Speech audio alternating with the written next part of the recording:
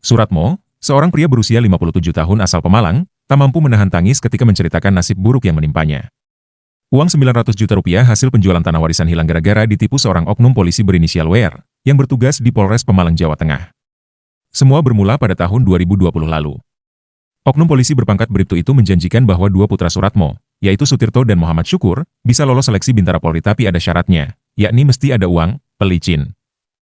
Tawaran itu membuat Suratmo tergiur hingga rela menjual tanah warisan keluarganya seharga lebih dari 1 miliar rupiah. Waktu itu saya ditanya, anaknya mau jadi polisi, punya apa?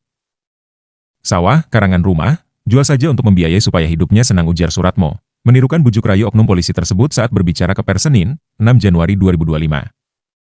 Tak lama setelah penjualan tanah, WR meminta 400 juta rupiah dengan alasan ongkos Kapolres pulang kampung.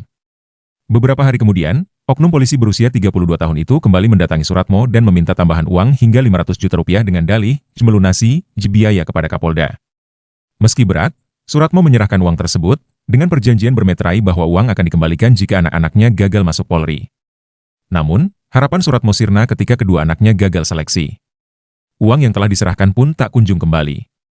Saya sudah bolak-balik ke Polres Pemalang, bahkan ke Polda, tapi belum ada hasil, ungkap Suratmo, yang kini meminta bantuan Presiden Prabowo Subianto dan Kapolri Jenderal Listio Sigit Prabowo. Kasih Humas Polres Pemalang, Ibtu Widodo Aprianto, kasus itu sempat dilakukan upaya mediasi. Namun, kedua pihak tidak menemukan titik temu. Kerugian korban hingga 900 juta rupiah selama 3 tahun, sejak tahun 2020 hingga 2023, ujar Widodo. Sementara Polda Jateng buka suara terkait nama Kapolres Pemalang dan Kapolda Jateng yang disebut-sebut menerima uang pelicin tersebut. Kabid Humas Polda Jateng Kombes Pol Artanto memastikan, baik Kapolda Jateng dan Kapolres Pemalang saat itu tidak ada kaitannya dengan kasus ini.